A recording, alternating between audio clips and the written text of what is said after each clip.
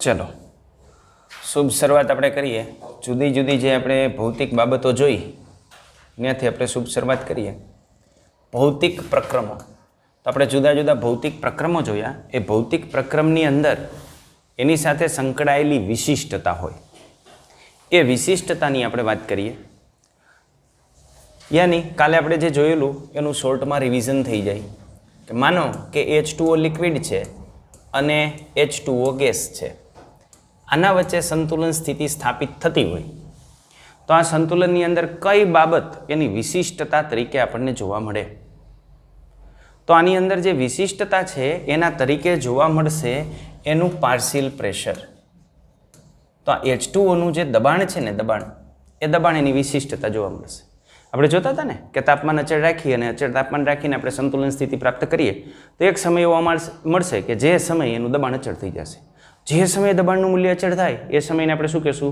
સંતુલન સમય કહેશું બરાબર તો આ રીતે સંતુલન સ્થિતિ આની અંદર પ્રાપ્ત થાય તો આ સંતુલન સ્થિતિ પ્રાપ્ત થઈ કેવી રીતે PH2O રેડી તો આ રીતે સંતુલન સ્થિતિ અહીં જે છે પ્રાપ્ત થઈ છે H2O લિક્વિડ અને H2O ગેસ તો જ્યારે પ્રવાહી વાયુ રૂપાંતરણ સંતુલન હોય ત્યારે આ સંતુલનની અંદર એની સાથે સંકળાયેલી બાબત છે પાર્શિયલ પ્રેશર ઓફ H2O આ જ રીતે માનો કે આપણે સંતુલનની વાત કરીએ કે એક સંતુલન એ પ્રકારનું છે કે જેની અંદર આપણે ઘન અને પ્રવાહી એક ઘન પદાર્થ છે અને એનું જે પ્રવાહી સ્વરૂપ છે એની સાથે સંતુલન સ્થિતિની અંદર છે તો આ સંતુલન સ્થિતિ સાથે વિશિષ્ટ પરિબળ એ છે કે આ સંતુલન ત્યારે જ સ્થપાય કે જ્યારે તાપમાન કેટલું હોય એના મેલ્ટિંગ પોઈન્ટ કેટલું હોય તો એના ગલન બિંદુએ આ પ્રકારનું જે છે એ સંતુલન સ્થપાતું હોય ગલન બિંદુ સિવાય આ સંતુલન ન સ્થપાય શક્ય નથી આપણે એના સિવાયની વાત કરીએ માનો કે કાલ આપણે સાદી સોડાની વાત કરી હતી તો જો આપણે સાદી સોડા બનાવીએ તો શું થાય તો સાદી સોડા બનાવી હોય તો આ જે વાયુ છે એ વાયુને આપણે શેની અંદર નાખવો પડે પાણીની અંદર ઓગાળી અને એનું દ્રાવણ આપણે બનાવવું પડે તો વાયુ અને એમાંથી આપણે બનાવીએ દ્રાવણ તો વાયુ અને એમાંથી આપણે દ્રાવણ બનાવીએ તો શું થાય તો જો આ વાયુ અને એમાંથી આપણે દ્રાવણ બનાવીએ તો આની અંદર આપણને જોવા મળે CO2 partial pressure of CO2 જેટલું વધારે ને એટલું વાયુની દ્રાવ્યતા વધુ આપણે કાલે જીરા મસાલાની વાત કરી હતી ને કે જુદી જુદી જીરા મસાલા હોય તો એ જીરા મસાલાની અંદર જે બોટલની અંદર ઉપર કાર્બન ડાયોક્સાઇડનું દબાણ વધારે હશે ને એની અંદર દ્રાવ્યતા વધારે હશે એટલે દ્રાવ્યતાનો આધાર કેના ઉપર હોય દબાણ ઉપર જો દબાણ વધારે હશે તો દ્રાવ્યતા વધુ હશે એટલે આમાં જ્યારે સંતુલન સ્થિતિ સ્થપાયેલી હશે ત્યારે આ બંને એકબીજા સાથે સંતુલનની અંદર હશે પણ એમાંય જો પરિસ્થિતિની અંદર તમે ઉપરનું દબાણ વધારો તો અંદર દ્રાવ્યતા વધે ઓકે એટલે આની અંદર જે સંતુલન સ્થિતિ પ્રાપ્ત થઈ છે સંતુલન સ્થિતિની અંદર આપણને આવું જોવા મળશે ખાંડની આપણે વાત કરીએ તો માનો કે કોઈ પણ ઘન પદાર્થ છે ખાંડ આ સોલિડ અવસ્થામાં છે અને એને આપણે ઓગાળી નાખી અને એનું દ્રાવણ બનાવીએ તો આનું દ્રાવણ બનાવીએ તો જે તે તાપમાને યાની અચળ તાપમાને આપણને આનું શું જોવા મળે દ્રાવ્યતા અચળ જોવા મળે એની દ્રાવ્યતામાં ફેરફાર ન થાય હા તાપમાન બદલાલો તો દ્રાવ્યતા બદલાય પણ જ્યાં સુધી તમે તાપમાન અચળ રાખશો ત્યાં સુધી એની દ્રાવ્યતામાં ફેરફાર નહીં થાય એની સાંદ્રતા સ્ટેડી જળવાઈ રહેશે રેડી તો આની અંદર જે ફેરફાર આપણને જોવા મળે છે ફેરફાર આને આધારે જોવા મળે તો આ કેટલાક આપણે ભૌતિક પ્રક્રમો કાલે આપણે જેની ચર્ચા કરી ગયા હતા એની આપણે વાત કરી તો આવા વિવિધ પ્રકારના જે ભૌતિક પ્રક્રમો છે એમાં આવી કોઈક ને કોઈક બાબત આપણને જોવા મળતી હોય કે જે બાબત એની સાથે ગાઢ સામ્યતા ધરાવતી હોય અને એને આધારે આપણે સંતુલન સ્થિતિનો ખ્યાલ મેળવી શકતા હોઈએ ચલો આપણે એની વિશિષ્ટતાની વાત કરીએ કે આ સંતુલન જે પ્રક્રિયા છે સંતુલન સ્થિતિ છે એની અંદર કેવા પ્રકારની વિશિષ્ટતા જોવા મળતી હોય તો અંશત રીતે તો આપણે જે છે એ કાલે આની ચર્ચા કરી ગયા હતા કે પહેલી પરિસ્થિતિ તો આ સંતુલન સ્થિતિ ત્યારે ઉત્પન્ન થાય કે જ્યારે આપણે રાસાયણિક પ્રક્રિયા અથવા ભૌતિક પ્રક્રમ શેની અંદર કરતા હોઈએ બંધ પાત્રની અંદર એટલે પહેલું બંધ પાત્ર રાખવાનું બીજું હું એક વધારાની એડ કરું છું કે જો આની અંદર જે પ્રક્રમ થાય છે એ પ્રક્રમ કેવું હોવું જોઈએ તો પ્રક્રમ પ્રતિવર્તી પ્રક્રમ હોવું જોઈએ વાસ્તવમાં કોઈ પણ પ્રકારનું ભૌતિક રૂપાંતરણ હોય ને તો એમાં આ બાબત જરૂરી નથી કારણ કે ભૌતિક રૂપાંતરણ પ્રતિવર્તી જ હોય એવું કોઈ ભૌતિક રૂપાંતરણ ન હોય કે જે પ્રતિવર્તી ન હોય બરફનું પાણીમાં રૂપાંતરણ બનતું હોય તો સામે પાણીનું બરફમાં રૂપાંતરણ બનતું જ હોય યાની ભૌતિક પ્રક્રમની અંદર આ કેવું જરૂરી નથી પણ રાસાયણિક પ્રક્રમની અંદર આ કેવું આવશ્યક છે કે રાસાયણિક પ્રક્રમની અંદર એવું જરૂરી ન હોય કે બધી જ રાસાયણિક પ્રક્રિયા પ્રતિવર્તી હોય એટલે આપણે સાથે સાથે એક એડ કરી દીધું પ્રતિવર્તી છે તેમાં કંઈ નુકસાન નથી એટલે બીજી વસ્તુ આપણે આની અંદર એડ કરીએ છીએ કે આમાં દરેક જે પ્રક્રમ છે એ પ્રક્રમ પ્રતિવર્તી હોવું જોઈએ ભૌતિક પ્રક્રમ માટે આવશ્યક નથી કારણ કે બધા જ મોટાભાગના જે ભૌતિક પ્રક્રમો હોય એ પ્રતિવર્તી જ હોય પણ રાસાયણિક પ્રક્રમની અંદર આ ખૂબ જે છે એ આવશ્યક છે ત્રીજું, જ્યારે સંતુલન સ્થિતિ પ્રાપ્ત થાય ત્યારે સંતુલન સ્થિતિ એ શું હોય? તો સંતુલન સ્થિતિ એ VF ઇઝ ઇક્વલ ટુ આપણને VR જોવા મળે, યાની velocity of forward reaction is equal to velocity of reverse reaction જોવા મળશે. યાની પુરોગામી અને પ્રતિગામી પ્રક્રિયાનો વેગ આપણને કેવો જોવા મળશે? તો સમાન જોવા મળશે. બરાબર? તો આની અંદર પુરોગામી અને પ્રતિગામી પ્રક્રિયાનો જે વેગ છે એ વેગ આપણને સમાન જોવા મળશે. કેની અંદર? તો આની અંદર. તો પુરોગામી અને પ્રતિગામી પ્રક્રિયાનો વેગ આપણને આની અંદર સમાન જોવા મળશે. તો આ રીતે આપણને જોવા મળે બંધ પાત્રની અંદર, પ્રતિવર્તી અને આ વસ્તુ. ચોથી વસ્તુની આપણે વાત કરીએ તો આની અંદર એને જે અસર કરતા પરિબળો છે એ અસર કરતા પરિબળો આપણે અચળ રાખશું.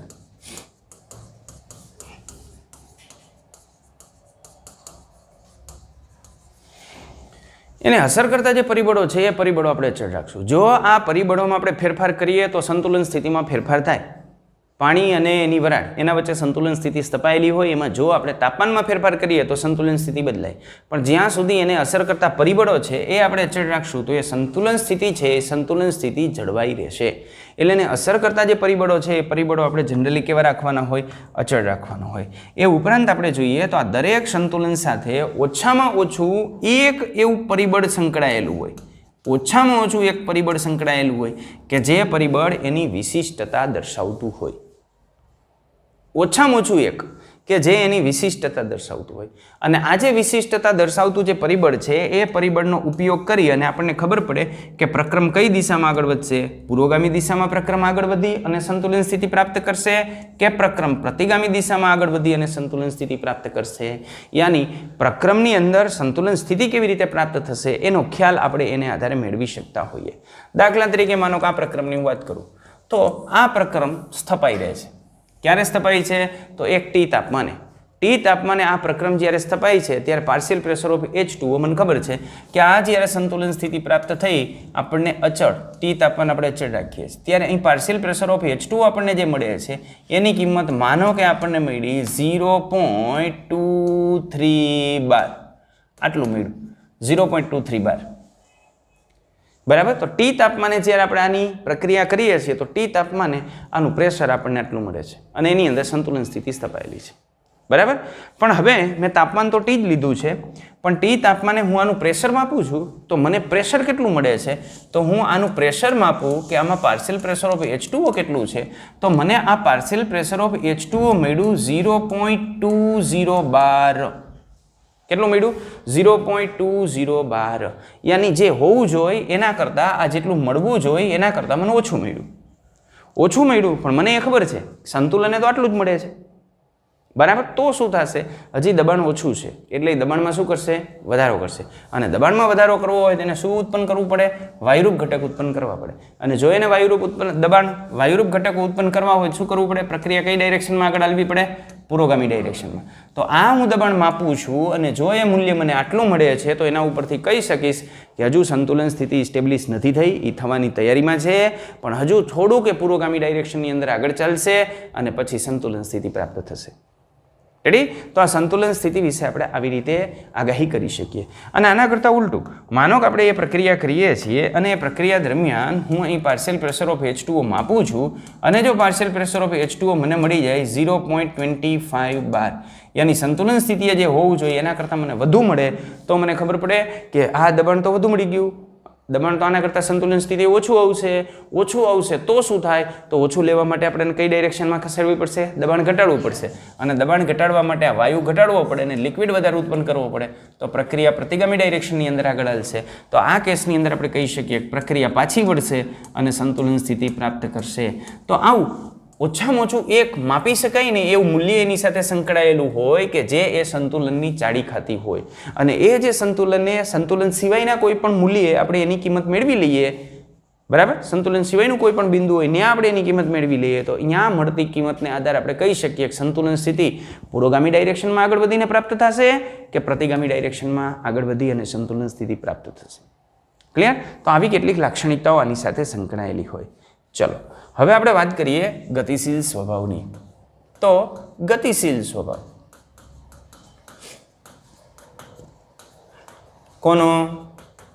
કોનો ગતિશીલ સ્વભાવ? સંતુલનનો. રાસાયણિક પ્રક્રમની અંદર ગતિશીલ સ્વભાવ. તો પહેલાં આપણે આમાં રાસાયણિક પ્રક્રમ જોશું અને પછી એ રાસાયણિક પ્રક્રમ ગતિશીલ છે કે નહીં એ આપણે પ્રૂવ કરશું. રેડી? તો રાસાયણિક પ્રક્રમ એટલે રાસાયણિક પ્રક્રિયા. માનો કે કોઈ રાસાયણિક પ્રક્રિયા થતી હોય તો એ રાસાયણિક પ્રક્રિયાની અંદર સંતુલન સ્થિતિ એ સંતુલન ગતિશીલ સ્વભાવ ધરાવતો હોય, એ સ્થગિત અવસ્થા નથી, એવું આપણે આની અંદર પ્રૂવ કરવું છે. પણ એ પ્રૂવ કરવા માટે આપણે એક રાસાયણિક પ્રક્રિયાની જરૂર પડશે. તો સૌ પ્રથમ હું એક રાસાયણિક પ્રક્રિયા લઈને આગળ વધું છું. આ રાસાયણિક પ્રક્રિયાની અંદર આપણે આવી રીતની લઈએ છીએ, એક પ્રક્રિયક લઈએ એ અને બીજો પ્રક્રિયક લઈએ છીએ બી. તો એ અને બી પ્રક્રિયક છે. આ પ્રક્રિયક વચ્ચે આપણે રાસાયણિક પ્રક્રિયા કરીએ છીએ. એમના વચ્ચે આપણે રાસાયણિક પ્રક્રિયા કરીએ એટલે નિપજ ઉત્પન્ન થાય સી અને ડી. અહીં આપણે એક વસ્તુ ધ્યાનમાં રાખી છે કે બે પ્રક્રિયક રાખ્યા છે અને બે નિપજ રાખી છે. પણ આપણે વસ્તુ એ ધ્યાનમાં રાખી છે કે પ્રક્રિયક એ અને બી બંનેના મોલની સંખ્યા કેવી છે? સરખી. તો અહીં પ્રક્રિયક એ અને બી એના મોલની સંખ્યા સરખી છે. પ્રક્રિયક સી અને ડી એના મોલની સંખ્યા પણ સરખી છે. રેડી? એટલે એ અને બી બે જુદા જુદા દર્શાવવાની જગ્યાએ જો હું શરૂઆતમાં બંનેની સાંદ્રતા સરખી લઈ લઉં તો મને એનો આલેખ દોરવામાં મજા આવે, એટલા માટે મેં આ પ્રકારની પ્રક્રિયા લીધી છે.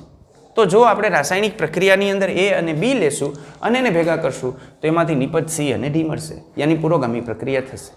પણ જેમ જેમ આ નિપજ ઉત્પન્ન થશે એ નિપજમાંથી પાછો પ્રક્રિયક બનશે, યાની પ્રતિવાર્તી પ્રક્રિયાની જે છે એ શરૂઆત થશે અને અંતિમ સમયે એના અંદર સંતુલન સ્થિતિ પ્રાપ્ત થશે. આ સંતુલન સ્થિતિ વિશે આપણે લખવું હોય તો આપણે આ રીતે સંતુલન સ્થિતિ વિશે લખી શકીએ કે માનો કે આ બાજુ હું આલેખ દોરું છું. આ આલેખની અંદર આપણે આ બાજુ પસંદ કરીએ છીએ સાંદ્રતા અને આ બાજુ આપણે પસંદ કરીએ છીએ સમય. તો સાંદ્રતા વિરુદ્ધ સમયનો આપણે એના માટે આલેખ દોરવાનો છે. તો સાંદ્રતા વિરુદ્ધ સમયનો આપણે આલેખ દોરીએ તો આ આલેખ આપણને કેવી રીતે મળશે? તો આ જે સાંદ્રતા વિરુદ્ધ સમયનો આલેખ દોરીએ છીએ એમાં એ અને બી બંનેના મોલની સંખ્યા સરખી છે.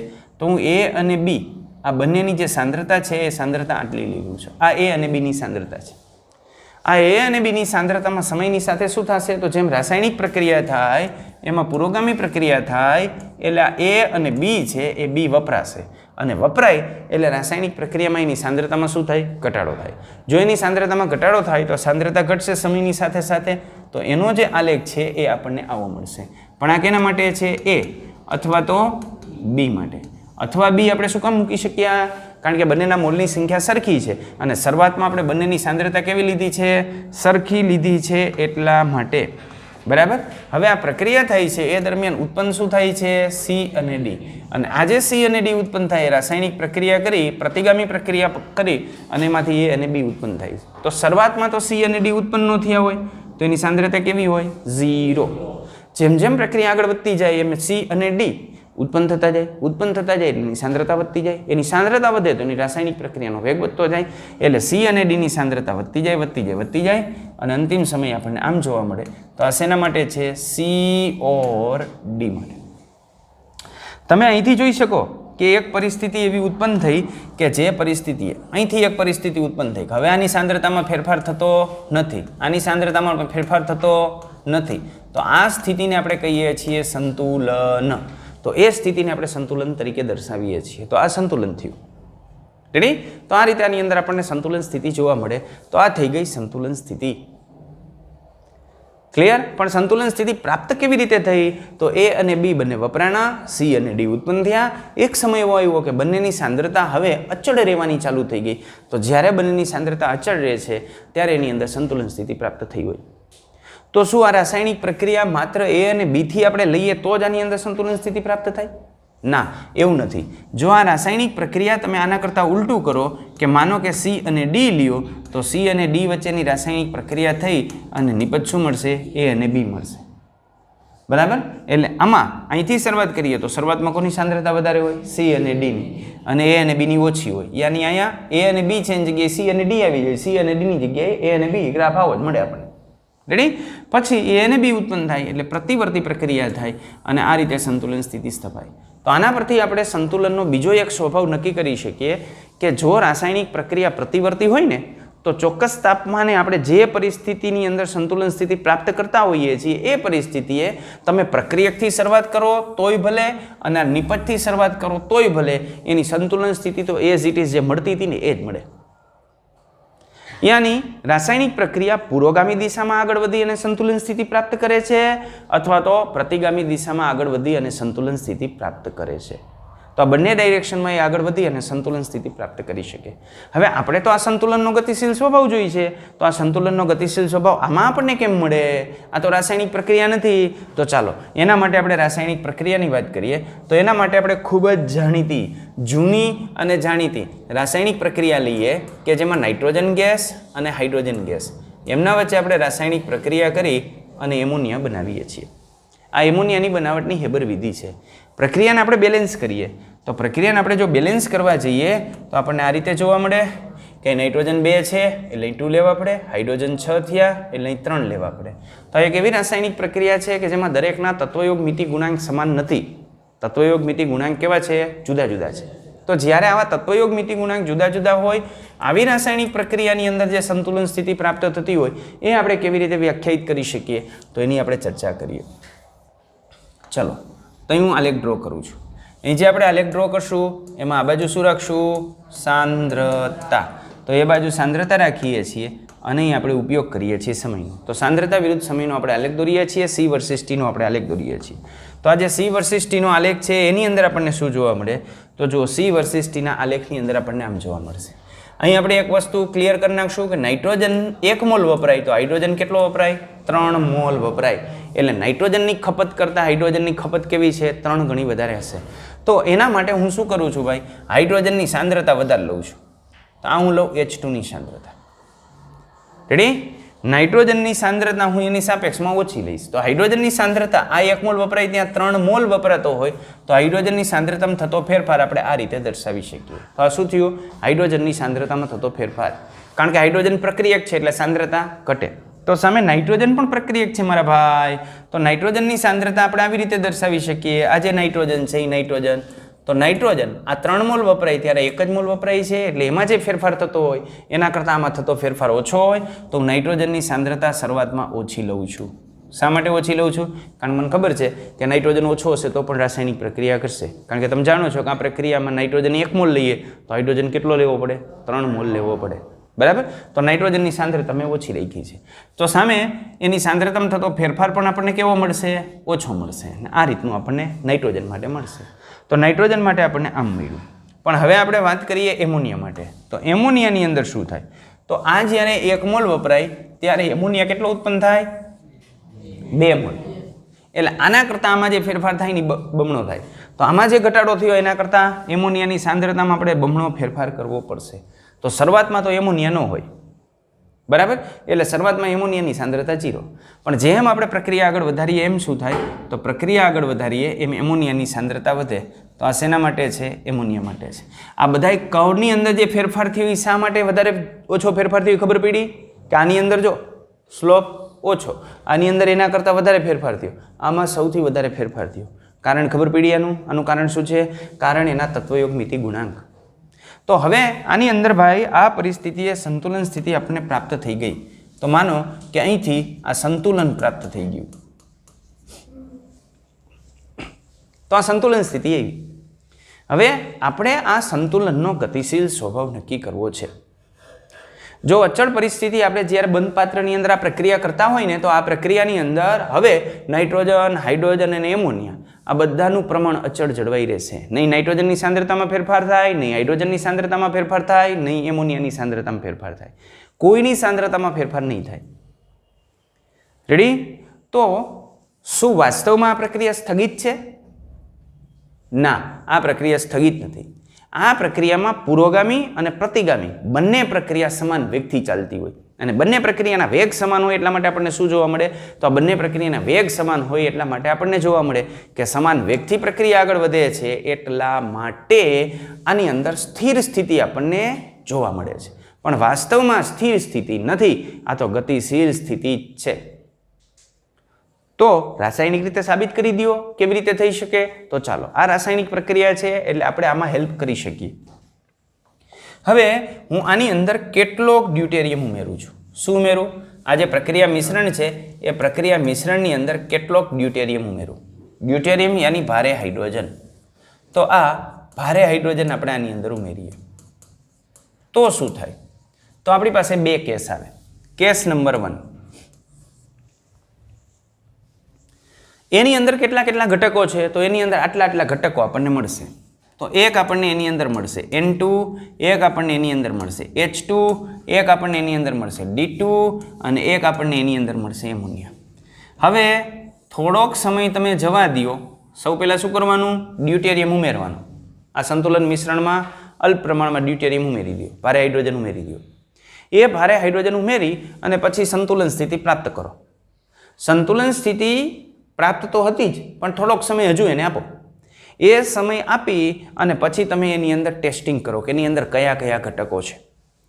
જો સંતુલન સ્થગિત અવસ્થા હોય, યાની કે પૂર્વગામી પ્રતિગામી દિશામાં પ્રક્રિયા આગળ ન વધતી હોય, પૂર્વગામી પ્રતિગામી પ્રક્રિયા બંધ થઈ ગઈ હોય, તો એની અંદર આપણને કેટલા ઘટકો જોવા મળે? આટલા જોવા મળે. નાઇટ્રોજન એની અંદર હોય, હાઇડ્રોજન એની અંદર હોય, ડ્યુટેરિયમ એની અંદર હોય અને એમોનિયા એની અંદર હોય. રેડી? તો નાઇટ્રોજન, હાઇડ્રોજન, ડ્યુટેરિયમ ને એમોનિયા આટલા ઘટકો એની અંદર જોવા મળે. તો આપણે પ્રેક્ટિકલ કરશું અને પ્રેક્ટિકલને અંતે જો આપણને આટલા ઘટકો જોવા મળે તો આપણે છાતી ઠોકીને કહી દઈશું કે ભાઈ આ સ્થગિત અવસ્થા છે. બરાબર? પણ માનો કે એ ગતિશીલ હોય તો શું થાય? તો જો એ ગતિશીલ હોય તો આ નાઇટ્રોજન જેવી રીતે હાઇડ્રોજન સાથે પ્રક્રિયા કરે છે એવી રીતે ડ્યુટેરિયમ સાથે પ્રક્રિયા કરે. કારણ કે હાઇડ્રોજન ને ડ્યુટેરિયમ એકબીજાના સમસ્થાનિકો છે. સમસ્થાનિકોમાં પ્રોટોનની સંખ્યા સરખી હોય, સમસ્થાનિકોમાં ઇલેક્ટ્રોનની સંખ્યા પણ સરખી હોય. સમસ્થાનિકોમાં ઇલેક્ટ્રોનની સંખ્યા સરખી હોય એને લઈને સમસ્થાનિકોની અંદર આપણને શું જોવા મળે? એના રાસાયણિક ગુણધર્મોની અંદર સામ્યતા જોવા મળે. તો જેવી રીતે હાઇડ્રોજન પ્રક્રિયા કરે છે એવી જ રીતે ડ્યુટેરિયમ પ્રક્રિયા કરશે. હા, એની પ્રક્રિયાનો વેગ થોડોક ધીમો હોય, કારણ કે ડ્યુટેરિયમની અંદર આપણે ભણી ગયા હતા કે એની બંધન એન્થાલ્પીનું મૂલ્ય વધારે હોય એટલે થોડીક રાસાયણિક પ્રક્રિયા ધીમી પડે, બાકી ગુણધર્મો સરખા જ જોવા મળે. રાસાયણિક પ્રક્રિયામાં હાઇડ્રોજન જે જગ્યાએ પ્રક્રિયા કરે છે એ જ જગ્યાએ આ પ્રક્રિયા કરશે. એટલે પ્રક્રિયાની અંદર બીજો કોઈ ભેદ નહીં આવે, ધીમી થોડીક હોઈ શકે. બરાબર? તો આપણે આની અંદર ડ્યુટેરિયમ ઉમેરીએ છીએ તો એનાથી શું થાય?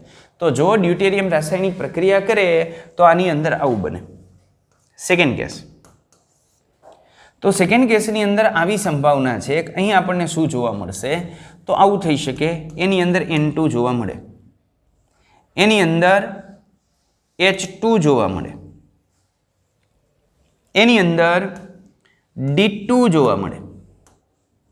આ ઉપરાંત જ્યારે એમાં એમોનિયા ઉત્પન્ન થતો હોય તો એમોનિયા NH3 પણ જોવા મળે. પણ જો આ નાઇટ્રોજન ને ડ્યુટેરિયમની પ્રક્રિયા થાય ત્યારે એની સાથે માત્ર ડ્યુટેરિયમની પ્રક્રિયા થાય તો આપણને જોવા મળે ND3. આ નાઇટ્રોજન અને માત્ર ડ્યુટેરિયમની પ્રક્રિયા થાય તો આપણને ND3 જોવા મળે. પણ ડ્યુટેરિયમની સાથે જો હાઇડ્રોજન પણ હોય તો આપણને આવું જોવા મળે, NH2D પણ જોવા મળે, NHD2 પણ જોવા મળે અને ND3 પણ જોવા મળે.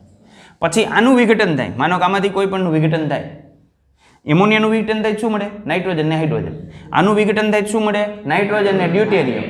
પણ જો આ બેમાંથી કોઈ પણનું વિઘટન થાય તો એ વિઘટનથી આપણને મળે એક હાઇડ્રોજન જાય ને એક ડ્યુટેરિયમ જાય તો HD સ્વરૂપે આપણને ડ્યુટેરિયમ જોવા મળે કે જેમાં એક હાઇડ્રોજનનો એટમ હોય ને એક ડ્યુટેરિયમનો હોય.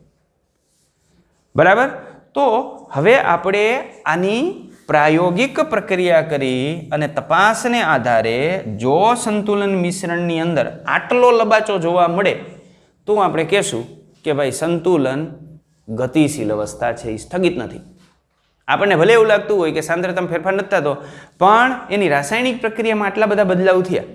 આપણે તો આટલું જ ઉમેર્યું હતું, નાઇટ્રોજન, હાઇડ્રોજન ને એમોનિયા હતા અને ડ્યુટેરિયમ ઉમેર્યો હતો. પણ આ ડ્યુટેરિયમ જે ઉમેર્યો એ ડ્યુટેરિયમથી આપણને એની અંદર HD જોવા મળ્યો, એની અંદર NH2D જોવા મળ્યો, NHD2 જોવા મળ્યો અને ND3 પણ એની અંદર ઉત્પન્ન થયો. તો ભાઈ આમાં રાસાયણિક પ્રક્રિયા બે ડાયરેક્શનમાં થાય છે. જો માત્ર આટલું જ જોવા મળે ને, NH2D જોવા મળે, NHD2 જોવા મળે અને ND3 જોવા મળે તો આપણે કહી શકીએ પૂર્વગામી દિશામાં પ્રક્રિયા થાય છે. પણ આમાં સાથે સાથે HD જોવા મળ્યો ને HD તો જ ઉત્પન્ન થાય પ્રક્રિયા રિવર્સ ડાયરેક્શનની અંદર થતી હોય.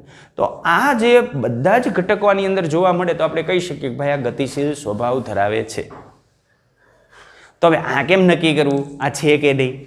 આપણે ખખડાવીને પૂછીએ ભાઈ કોણ કોણ છો અંદર, તો આ બોલે હું આ છું. કેમ ખબર પડે? તો આ ખબર પડે ચેપ્ટર નંબર 1 ને આધારે. ચેપ્ટર નંબર 1 ની અંદર આપણે એવું ભણ્યા હતા કે કોઈ પણ પરમાણુ હોય એનું પરમાણુય દળ નક્કી કરવું હોય તો પ્રયોગશાળાની અંદર આપણે દ્રવ્યમાન સ્પેક્ટ્રોમીટરનો ઉપયોગ કરીએ છીએ અને આ દ્રવ્યમાન સ્પેક્ટ્રોમીટરને આધારે એનું દળ નક્કી કરવામાં આવે છે. તો દ્રવ્યમાન સ્પેક્ટ્રોમીટરને બોલાવીએ કે આવો દ્રવ્યમાન સ્પેક્ટ્રોમીટર, તમે અમને આના દળ નક્કી કરી દો. બરાબર. તો જો પ્રક્રિયા ન થઈ હોત તો દળ આપણને કેટલું મળત? માનો પ્રક્રિયા ન થઈ હોત તો આપણને દળ કેટલું મળત? તો દળ આપણને આટલું જ મળત. આ નાઇટ્રોજનનું કેટલું હોય? 14. હાઇડ્રોજનનું કેટલું હોય? 2. ડ્યુટેરિયમનું કેટલું હોય? 4. અને એમોનિયાનું કેટલું હોય? 17. પણ આની અંદર આ HD એનું કેટલું હોય? 3.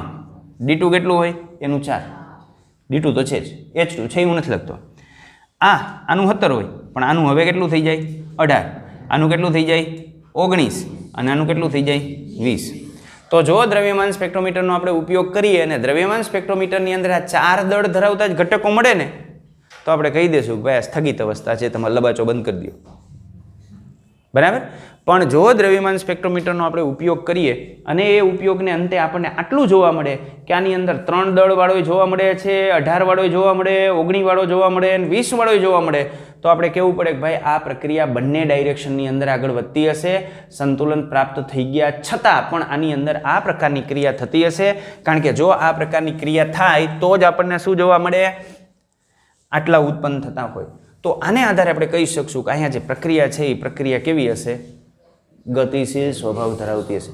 અને વાસ્તવમાં પ્રેક્ટિકલની અંદર આ જે ઘટકો છે એ ઘટકોની હાજરી પુરવાર થઈ અને આધારે આપણે સિક્કો મારી દીધો કે આ પ્રૂવ થઈ ગયું કે આમાં સંતુલન છે ને સંતુલન ગતિશીલ સ્વભાવ ધરાવે છે. બરાબર. તો આ સંતુલનનો ગતિશીલ સ્વભાવ આપણે આ રીતે નક્કી કરી શકીએ આની અંદર. તો શું માત્ર આ એકમાં જ નક્કી થાય? અરે એવું નથી, ગમે એની અંદર આપણે નક્કી કરી શકીએ. બીજી પ્રક્રિયા હોય તો એમાં પણ આપણે નક્કી કરી શકીએ. તો એના માટે હું એક બીજી પ્રક્રિયાનો સહારો લઉં. એ પ્રક્રિયા છે H2. H2ની આપણે પ્રક્રિયા કરીએ I2 સાથે. I2 સાથે પ્રક્રિયા કરીએ એટલે એમાંથી ઉત્પન્ન થાય 2HI. આ રીતે આ જે પ્રક્રિયા છે એમાં H2 અને I2ના મોલની સંખ્યા સરખી છે પણ એ જે ઉત્પન્ન થાય છે એ જે વપરાય છે એના કરતાં HIના મોલની સંખ્યા બમણી છે. એટલે આનો આપણે આલેખ ડ્રો કરવા જઈએ તો આપણને આનો આલેખ આ રીતે મળે. હું આનો આલેખ પહેલાં ડ્રો કરી નાખું. સાંદ્રતા C વર્સિસ ટાઈમ T એનો આપણે આલેખ ડ્રો કરીએ છીએ. H2 અને I2 એની સાંદ્રતા હું શરૂઆતમાં આટલી લઉં છું. HI તો શરૂઆતમાં હોય નહીં એટલે HIની સાંદ્રતા 0. તો જેમ આપણે પ્રક્રિયા આગળ વધારીએ એમ H2 અને I2ની સાંદ્રતા શું થાય? ઘટે. આ શેના માટે છે? H2 અને I2 માટે. પણ H2 અને I2ની જેટલી ઘટશે એના કરતાં HIની સાંદ્રતામાં શું થશે? બમણો વધારો થશે. હું થોડીક જગ્યા નીચે છોડી દઉં. ચાલો, આ H2 અને I2ની સાંદ્રતા છે. આ H2 અને I2ની સાંદ્રતા છે. આમાં આપણે ફેરફાર કરીએ એટલે આ સાંદ્રતામાં ફેરફાર થયો. કોનું છે આ? H2 અથવા તો I2. કારણ કે બંનેની સાંદ્રતા સરખી છે એટલે આપણને આ રીતે જોવા મળે. હવે HIની આપણે વાત કરીએ તો HIની અંદર આપણને આમ જોવા મળશે. HI આની સાંદ્રતામાં જેટલો ફેરફાર થાય છે એના કરતાં આની સાંદ્રતામાં બમણો ફેરફાર થશે. તો આ શેના માટે છે? HI માટે છે. આ HI માટે. આ શેના માટે છે? H2 ઓર I2. રેડી? તો આ રીતે સંતુલન સ્થિતિ અહીં પ્રાપ્ત થઈ. હવે આ આલેખ માનો કે હું HI થી શરૂઆત કરું તો શું થાય? માનો કે આ પ્રક્રિયાની અંદર હું લઉં છું HI અને શરૂઆત HI થી કરું. પ્રક્રિયક તરીકે હું HI લઈ લઉં અને પ્રક્રિયક તરીકે હું જે HI લઉં છું એની સાંદ્રતા હું આ રીતે રાખું. આ HIની સાંદ્રતા હું વધારે રાખું છું. બરાબર? આટલી રાખું છું. તો HIની સાંદ્રતા વધારે રાખીને પછી પ્રક્રિયા કરું તો શું થાય? તો HIની સાંદ્રતા વધારે રાખીને આપણે પ્રક્રિયા કરીએ ને તો સંતુલન સ્થિતિ આપણને આમ જોવા મળે. આમ HI મળ્યો આપણને. રેડી? ક્લિયર? તો આનું શું થયું H2 ના I2નું? તો H2 નો I2 નો આવું થાય કે H2 ના I2 શરૂઆતમાં તો હતા નહીં, પછી ઉત્પન્ન થયા. તો ઉત્પન્ન થઈને ક્યાં પહોંચ્યા? તો ઉત્પન્ન થઈને આમ ઉત્પન્ન થયા. તો આ કેના માટે આપણને મળ્યું? તો આ આપણને મળ્યું H2 અને I2 માટે. અને આ કેના માટે છે? HI માટે. આ બંને આલેખ મારે મર્જ કરવા હોય તો કેવી રીતે મર્જ કરી શકું? તો જો આપણે આ બંને આલેખ મર્જ કરવા હોય તો આપણે આ રીતે મર્જ કરી શકીએ. એનું મિક્સિંગ આપણે કરવું હોય તો આ રીતે આપણે એનું મિક્સિંગ કરી શકીએ. આ કોન્સન્ટ્રેશન છે, આ કોન્સન્ટ્રેશન છે. રેડી? અહીં આની સાંદ્રતા આટલી લીધી, આની સાંદ્રતા સમય સાથે આમ ઘટી અને અહીંયા 0 થઈ ગઈ. રેડી? અને HI વાળી આપણે વાત કરીએ તો HI શરૂઆતમાં નહોતો એટલે એ શરૂઆતમાંની સાંદ્રતા નથી એટલે આમ આપણે આગળ વધ્યા. આની સાંદ્રતામાં અચળ થઈ અને અહીંથી વધી અને એની સાંદ્રતા આપણને ક્યાં ગઈ? તો એની સાંદ્રતામાં જે છે એ આ વધારો થયો અને વધારો થઈને એની સાંદ્રતા પહોંચી આ જગ્યાએ. તો આ રીતનો આપણને આલેખ એનો મળે. પણ આ વચ્ચે જે પોર્શન મળે છે એ પોર્શનની અંદર આપણને શું જોવા મળતું હોય? સંતુલન સ્થિતિ જોવા મળતી હોય. ઇન શોર્ટ, તમે H2 અથવા તો I2 લઈને સંતુલન સ્થિતિ પ્રાપ્ત કરો તોય સંતુલન સ્થિતિ તમને અહીંયા સરખી જ મળે, બરાબર. અને જો HI લઈને સંતુલન સ્થિતિ પ્રાપ્ત કરો તોય સંતુલન સ્થિતિ તો તમને સરખી જ મળે. એટલે આ રીતનો આલેખ આપણને એની અંદર જોવા મળે. હવે આમાં ગતિશીલ સ્વભાવ આપણે સાબિત કરવું હોય તો કરી શકાય? હા, કરી શકાય. તો આમાં શું કરવાનું? રેડિયો એક્ટિવ આયોડિન ઉમેરવાનું, 131 વાળો. આને રેડિયો એક્ટિવ આયોડિન કહેવાય. તો જો રેડિયો એક્ટિવ આયોડિન આપણે આની અંદર ઉમેરીએ તો આને આધારે આપણે એનો ગતિશીલ સ્વભાવ નક્કી કરી શકીએ. કેવી રીતે નક્કી થાય આને આધારે? તો અત્યારે તો માત્ર ને માત્ર આપણને એની અંદર H2 જોવા મળશે, I2 જોવા મળશે અને HI જોવા મળશે, બરાબર. પણ આમાં I2 આપણે આ I131 વાળો I2 રેડિયો એક્ટિવ આયોડિન નાખીએ તો રેડિયો એક્ટિવિટીનો ગુણધર્મ માત્ર ને માત્ર કેમાં હશે? પ્રક્રિયકમાં હશે. નિપજમાં રેડિયો એક્ટિવિટીનો ગુણધર્મ જો ન આવે તો આપણે કહેશું કે પ્રક્રિયા સ્થગિત છે, બરાબર. પણ જો થોડા સમય પછી અહીં જે HI મળે છે એની અંદર પણ રેડિયો એક્ટિવિટી આપણને જોવા મળે તો આપણે કહેશું આપણે નાખ્યો તો ખાલી પ્રક્રિયકમાં, તો અહીં નિપજમાં કેવી રીતે મળી ગયો? તો નિપજમાં એટલા માટે મળ્યો કે એ પ્રક્રિયકમાંથી નિપજ બની. અરે ભાઈ, સંતુલને કેમ બની? તો કે બને. તો HI ની સાંદ્રતા કેમ ન વધી? ન વધે. કેમ ન વધે? કારણ કે જેટલું HI બન્યું હોય સામે એટલું HI નું વિઘટન થયું હોય. તો આ રીતે આપણે આની અંદર જે છે એ સમજાવી શકીએ. તો આ રીતે H2 અને I2 વચ્ચેની જે પ્રક્રિયા છે એ પ્રક્રિયાની અંદર પણ આપણે કહી શકીએ કે સંતુલન ગતિશીલ સ્વભાવ ધરાવે છે. પણ એ ગતિશીલ સ્વભાવ માટે આપણે ઉપયોગમાં લઈએ કોણ? તો એનો આયોડિન. કયો iodine? Radio active iodine. Ready? તો અહીં રેડિયો એક્ટિવ આયોડિનનો ઉપયોગ આપણે આની અંદર કરીએ છીએ. ચાલો, ટેક વિલ્યુ એટલું.